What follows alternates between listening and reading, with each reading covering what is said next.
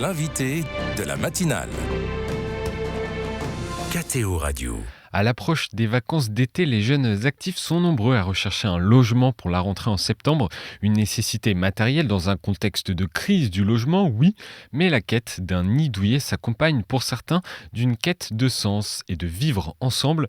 C'est ce qu'offrent les colocations solidaires. Qu'est-ce que c'est ? Quelles valeurs humaines apportent ces lieux ? C'est ce que nous fait découvrir notre invité ce matin. Bonjour Bertrand Doucet. Bonjour, merci beaucoup. Merci d'être avec nous en studio ce matin à KTO Radio. Vous êtes l'un des salariés de l'Association pour l'Amitié qui gère plusieurs colocations solidaires en Île-de-France. Quel est le principe d'une coloc solidaire ?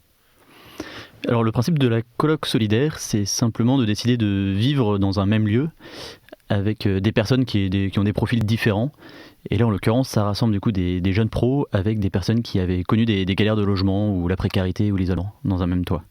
Et donc, c'est plusieurs personnes qui peuvent vivre ensemble dans plusieurs appartements. Comment ça fonctionne ? Expliquez-nous. Oui, exactement. Du coup, il y a une trentaine de colocations à Paris qui rassemblent entre, 7 et 12 personnes qui vivent du coup dans un même toit et qui ont comme seul engagement de créer des liens d'amitié entre eux. Et qui partagent du coup leur quotidien, qui partagent leurs courses, qui vivent comme une colocation très classique qu'on pourrait connaître entre amis.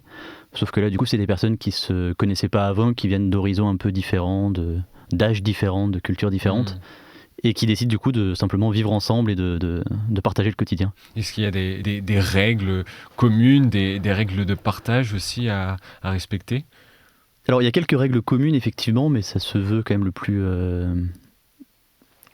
naturel possible, mais dans les règles communes, du coup, ça va être un dîner par semaine, où du coup tout le monde se met en commun. Exactement, Okay. tout le monde se retrouve. C'est toujours la même date dans la semaque, c'est vraiment le dîner qui est un peu sacralisé.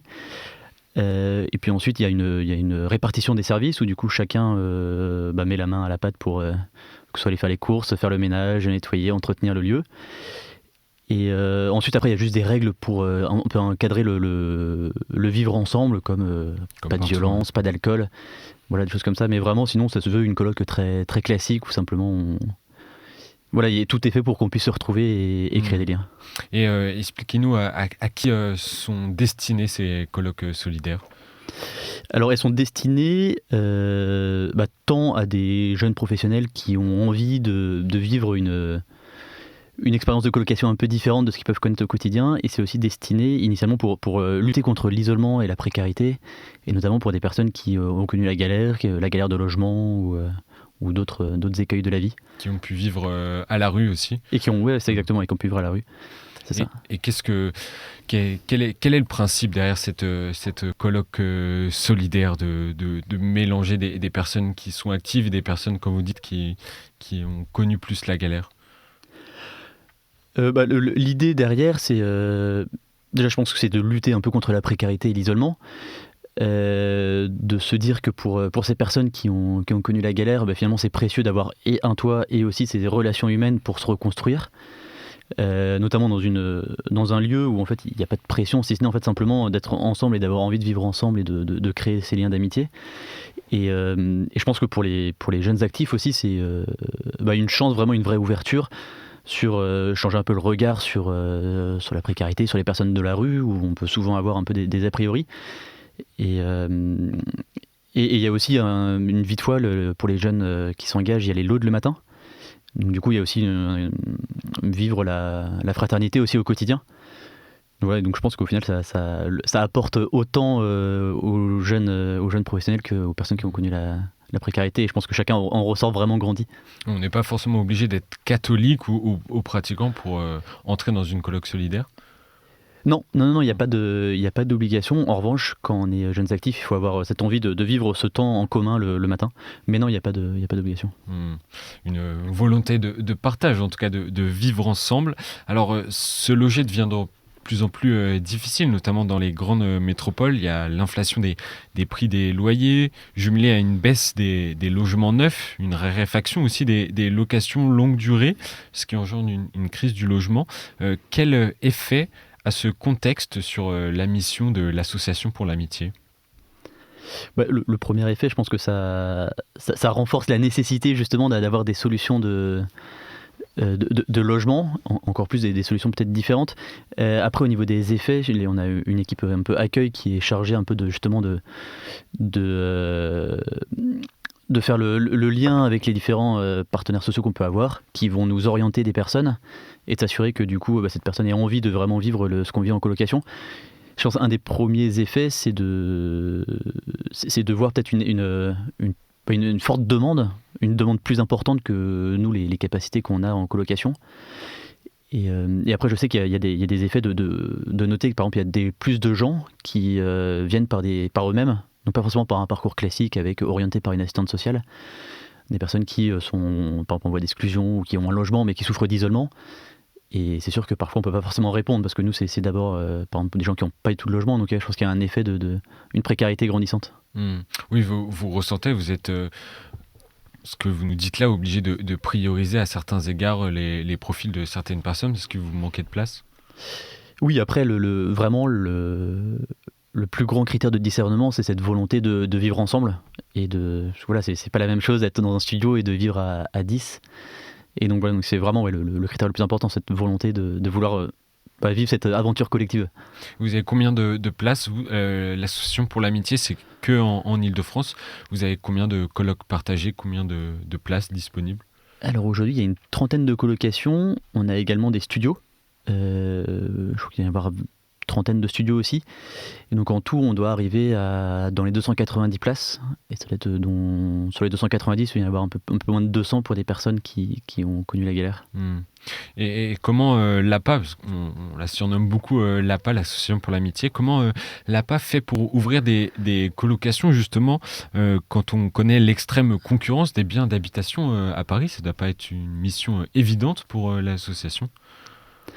Alors, on est très reconnaissant envers l'église, les congrégations. Il y a beaucoup de propriétaires qui nous mettent à disposition des biens et qui se retrouvent dans le projet qu'on peut porter à l'APA. Et du coup, c'est ce qui nous permet de créer des colocations et où on crée aussi des colocations un peu plus longue durée, de façon à pérenniser un peu les accompagnements et les accueils. Et on ouvre du coup régulièrement des nouveaux lieux pour continuer la suite de l'association dans l'avenir. Et vous arrivez même à en construire aussi, à construire carrément des logements? Oui, on repart d'un bâti existant qu'on rénove et qu'on adapte de façon à ce que ce soit adapté pour la vie en colocation, avec du coup des chambres et un grand salon de façon à faciliter la vie ensemble. Et dernièrement, je crois que vous en avez ouvert une d'ailleurs dans Paris, non? Une grande coloc? Oui, il y a une coloc de 100 personnes. Donc 100 personnes. Exactement, rue des Plantes dans le 14e à Paris, où du coup le principe est le même, donc il y a 100 personnes, mais en revanche ce sont des différentes colocations. Et donc on est très heureux de cette ouverture et ce qui s'y vit d'ailleurs est assez beau, les liens qui se créent dans les colocs ou même entre les colocs et tout ce qui ressort de ce collectif, c'est impressionnant. Et toutes ces demandes, vous en avez parlé, qu'il y avait une augmentation des demandes de toutes parts, d'ailleurs de tous les profils. Qu'est-ce que ça dit selon vous de la recherche de sens, notamment des nouvelles générations, des jeunes générations? Je pense que la jeune génération cherche... en tout cas, moi, c'est ce que j'ai un peu vécu. Vous avez vécu pendant 3 ans, dites-moi si... Oui, exactement, j'ai vécu pendant 3 ans dans une colocation. Et notamment quand on vit à Paris, on est rapidement embarqué un peu dans le tourbillon du travail, des sorties avec les amis. Et ce qui fait que la vie au quotidien est très agréable, mais quand on se retourne, on se dit mais en fait mince, qu'est-ce qu'on a fait exactement l'année dernière? Et c'est vrai que ce format de colloque solidaire permet en fait vraiment d'ancrer un engagement fort, mais dans son quotidien. Parce que tout comme on est en coloc avec des amis, en fait on peut être en coloc avec d'autres personnes sans que ça vienne chambouler notre programme, et ça vraiment permet de donner une toute autre coloration à ce qu'on vit au quotidien en vivant vraiment l'amitié. Et l'amitié au sens où voilà, c'est pas une personne qu'on a comme amie et qu'on a choisi, là c'est juste une personne qu'on connaît pas forcément, qui est différente, avec qui on va apprendre à créer du lien, à connaître, à aimer telle qu'elle est. Ouais, vous avez vécu dans une coloc pendant 3 ans, on imagine que la cohabitation ne doit pas toujours être évidente.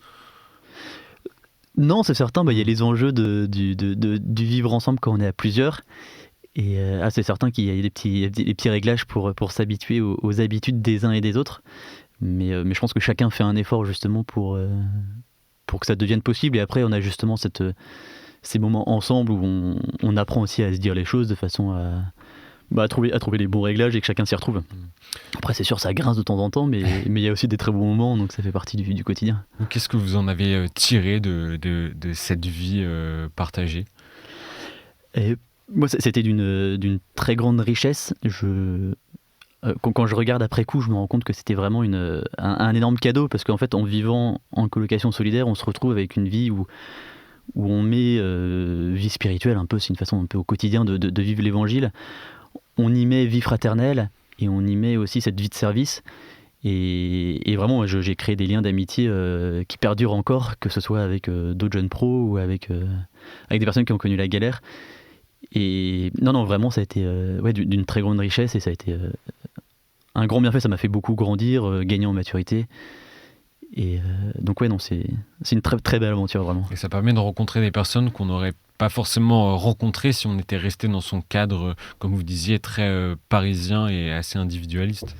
Oui, non, c'est ça, exactement. Et on rencontre d'autres personnes, que ce soit les personnes de la colocation, que ce soit les personnes de l'association, où il y a aussi des séjours qui sont organisés l'été ou des repas solidaires le dimanche auxquels on peut participer. Et du coup, ça permet vraiment de s'ouvrir à plein d'autres personnes et de ces séjours de rencontres et de s'ouvrir effectivement à des gens qu'on croise et qu'on pourrait être indifférent. Et ça lutte aussi contre un peu cette indifférence. C'est sûr que ça fait changer le regard aussi.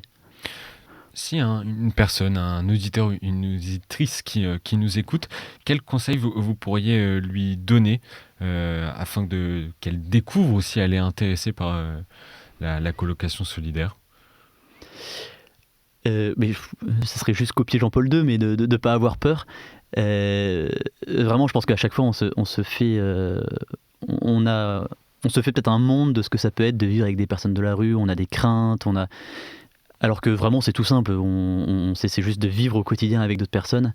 Elles-mêmes, elles ont envie de vivre sous un toit et en fait tout se passe bien. Et du coup, ce que j'aurais envie de dire, c'est vraiment oser. Il n'y a que des bonnes choses qui pourront en ressortir. Et puis venez nous rencontrer aussi à l'occasion soit d'un repas partagé le dimanche. Il y en a dans le 15e, dans le 14e, dans le Marais et à Bagneux. Et puis sinon, de vendredi soir, il y a souvent des repas qui sont ouverts à l'extérieur aussi. D'accord. Donc voilà. Comment on fait pour retrouver ces événements si on est Alors tout est sur le site internet de l'association pour l'amitié, où on peut retrouver toutes ces informations de s'inscrire pour des séjours ou des repas du dimanche, ou sinon en nous contactant.